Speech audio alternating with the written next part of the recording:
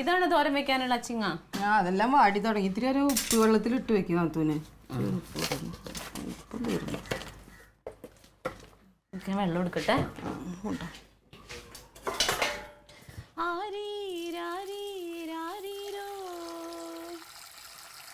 നാത്തൂനേ, ഞാനേ ഞാനതോ ചോദിക്കാൻ നിന്നത്. ശരിക്കും എന്ത് പറ്റി ചേട്ടന്? എനിക്ക് അവിടെ വിശ്വസിക്കാൻ പറ്റുന്നില്ല ഇപ്പോഴും. നിന്റെ പരാതിയൊക്കെ തീർന്നില്ലേ ഇപ്പൊ? അല്ല, പരാതിപ്പെടാതെ എങ്ങനെ ഇരിക്കും? ഇതുവരെ ഞങ്ങളോടൊന്നും സ്നേഹമായിട്ട് പെരുമാറിയിട്ടില്ല. എന്റെ മുഖത്ത് നോക്കിയൊന്നും മര്യാദക്ക് സംസാരിച്ചിട്ടും കൂടി ഇല്ല. ഞാൻ നിന്നോട് പറഞ്ഞിട്ടില്ല, ഇച്ചാന്റെ മനസ്സിലൊന്നുമില്ല, പാവമാണ്. പിന്നെ ഈ സ്വത്തൊക്കെ ഞാൻ നഷ്ടപ്പെട്ടു പോയാലൊന്ന് പേടിച്ചിട്ട് ഇങ്ങനെയൊക്കെ കാണിച്ചു കൂട്ടണം. നിങ്ങളെങ്ങാനും അതൊക്കെ അടിച്ചു മാറ്റിയാലോ? എന്നാലും വീട്ടിൽ വരുന്ന ആൾക്കാരോട്. പക്ഷെ ഇത് പെട്ടെന്ന് ഇങ്ങനെ വരാൻ എന്താ കാര്യം? ഇന്നലെ രാത്രി കിടന്നുറങ്ങണവരെ ഒരു മാറ്റം ഇല്ല. നേരം വെളുത്ത് ഇത്ര നേരല്ലേ ആയുള്ളൂ. ഞാൻ വെറുതെ 24 മണിക്കൂർ പറയണ്ട്. ഇന്ന് കാലത്ത് ഞാൻ കുറെ ഉപദേശിച്ചതാ. ചിലപ്പോ അതിന്റെ ആയിരിക്കും, തോന്നിക്കാണും, മാറിയേക്കാം. മനസ്സൊന്നും സന്തോഷായിട്ടാ നാത്തൂന്. അല്ലെങ്കിൽ ഇത് ചെയ്യും. ഞാൻ ഇച്ചിരി കട്ടൻ ചായ കുടിക്കട്ടെ. കട്ടൻ എന്തിനാ വേണ? നീ വെക്കണ്ടെങ്കിൽ ഒരു ഗ്ലാസ് എനിക്കും വെക്കും. എന്താണാവോ കട്ടൻ ചായ കുടിക്കാനൊരു കൊതി. തലവേദന ഉണ്ട് നല്ല. അമ്മ ഇതേപോലെ ഇടയ്ക്ക് ഇരിക്കുമ്പോഴത്തേനും കട്ടൻ വെക്കും. എന്നിട്ട് അതിനകത്തേക്ക് ഒരു കഷ്ണം ഇഞ്ചിയും കൂടി അരിഞ്ഞിടും. ഇഞ്ചി വേണോ? ഇഞ്ചി ഇതിനകത്തുണ്ടല്ലോ. ഇതല്ലേ ഇതിന്റെ? ഇതാണ് ഇതിന്റെ? കത്തണില്ലല്ലോ. തീർന്നോ ഗ്യാസ്? നോക്കി എന്റെ സുന ഇവിടെ. അപ്പുറത്തോട്ട് വെക്കി, നോക്കി അതിലോട്ട് പോയി.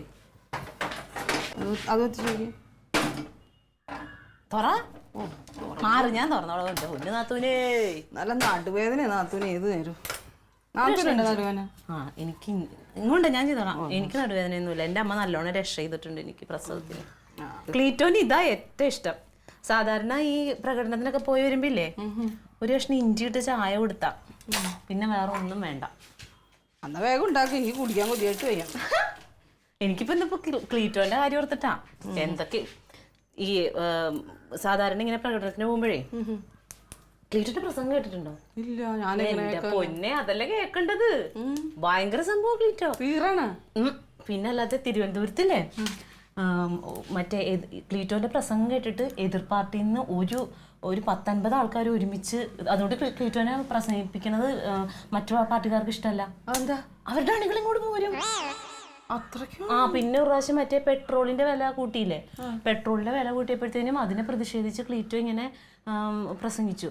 ആ ഒറ്റ പ്രസംഗം കൊണ്ട് മറ്റേ കേന്ദ്രത്തിലൊക്കെ അറിഞ്ഞ ആകെ പ്രശ്നമായി. ഇങ്ങനെ ഭയങ്കര പ്രതിഷേധം അറിഞ്ഞില്ല ഇവിടെ പാലായിലൊന്നും അറിയുന്നില്ല. ഞാനറിയണ ഇത്ര വലിയ പുള്ളിയാർന്ന. നാത്തൂനൊക്കെ ശരിക്കും അഭിമാനിക്കാൻ ക്ലീറ്റോനെ പറ്റി ഓർത്താല്. ഇതുവരെ ഒന്നും മന്ത്രിയായി കാണാൻ പറ്റണില്ലല്ലോ. മന്ത്രിയൊക്കെ ആവും, ക്ലീറ്റോ മന്ത്രിയൊക്കെ ആവും. പിന്നെ അധികാരത്തിനോട് പണ്ട് മുതലേ ആഗ്രഹമില്ല, ജനങ്ങളെ സേവിക്കുക എന്നുള്ളത് മാത്രമേ ഉള്ളൂ. എങ്ങനെയാണ് മാർച്ച് സംഘർഷത്തിലേക്ക് എത്തിയത്? വീണ കനത്ത സംഘർഷമാണ്.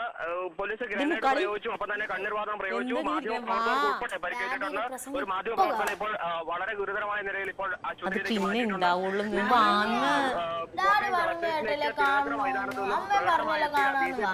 പിന്നെ എനിക്ക് വേറെ പണിയില്ല നിന്നെ പോലെ വട്ടൊന്നും. എനിക്ക് അത് കാണിക്കൂല. കൊച്ചേ ഡാഡി എപ്പോഴും പറയാറുള്ളതല്ലേ. ഒരു ഭാഗം മറ്റൊരു ഗേറ്റിലൂടെ കളക്ടറേറ്റിനുള്ളിലേക്ക് ശ്രമം നടത്തി. പറഞ്ഞു കാണാൻ പറ്റുന്നു. ഈ ഭാഗത്തേക്ക് ഓടിയെത്തിയെങ്കിലും പോലീസ് കൃത്യമായി. അയ്യോ, കറക്റ്റ് സമയത്ത് കേബിൾ പോയി. ഞാൻ എന്ത് ചെയ്യാനാ?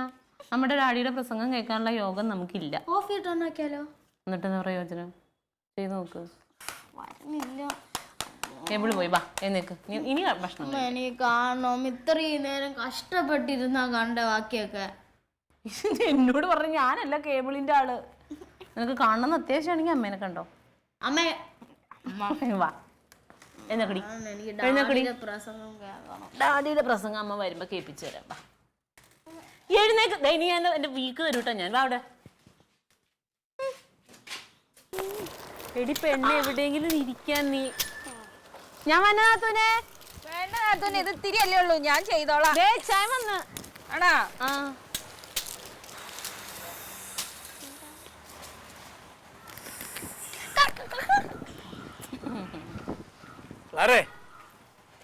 ക്ലീറ്റോ എന്താ ഇച്ചായ? കണ്ടില്ല നമ്മുടെ കളക്ടറേറ്റ് ആകെ അക്രമാസക്തമായി. ആടിയും ബഹളവും ജലപീരയും കേടിയും ഒരുപാട് പേര് ഹോസ്പിറ്റലുണ്ട്. ടിവി കാണിക്കുന്നുണ്ടല്ലോ. അയ്യോ എന്നിട്ട് എന്താ ക്ലീറ്റോന്ന് നോക്കാൻ രാവിലെ ചേട്ടന്റെ കൂടെ അതെ, ഞാൻ ഇങ്ങോട്ട് വരുമ്പോ ക്ലീറ്റോ അണികൾക്കൊക്കെ നിർദ്ദേശം നൽകുന്ന ഞാൻ കണ്ടു. പിന്നെ ധൃതിയിൽ എനിക്ക് ശ്രദ്ധിക്കാൻ പറ്റിയില്ല. എന്നാലും നിങ്ങൾക്കൊന്ന് നോക്കിയിട്ട് വന്നാ പോരാ. അത് കുഴപ്പമില്ല. ക്ലീറ്റോനെ അടിയൊന്നും കൂടില്ല, നേതാവാണല്ലോ, പിന്നെ അറിയാം അടി കൊള്ളുമ്പോ എന്താ ചെയ്യേണ്ടത്. അറിയാം. നീര് പണേ ഇത്തിരി വെള്ളം ചൂടാക്കി ബാത്റൂമിലേ ഇത്തിരി മേലെ കാണാം.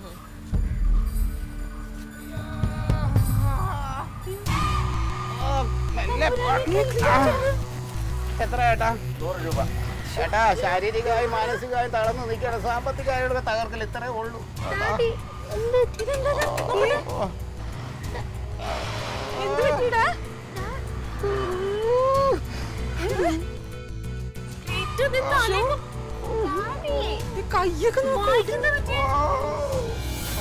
അയ്യോ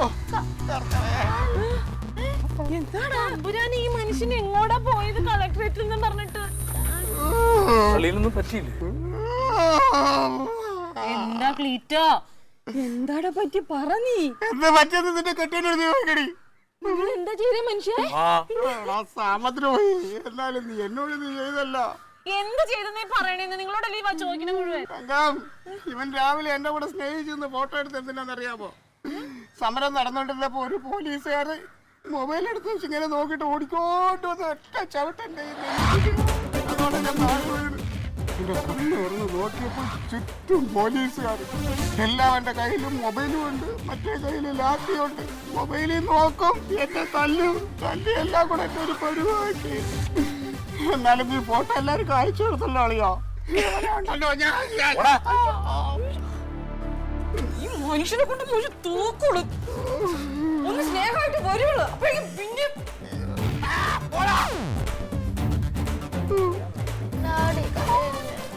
എന്തോ ക്ലീറ്റോ, നിങ്ങൾക്ക് ഇപ്പോഴും ഒരു മാറ്റം ഇല്ലല്ലോ. റബ്ബറിന്റെ താങ്ങുവല ഉണ്ടാക്കാൻ പോയിട്ട് താങ്ങും മേടിച്ചിട്ട് വന്നു. അതൊന്നും എനിക്കിട്ടൊന്ന് താങ്ങിയതല്ലേടി. പിന്നല്ലേ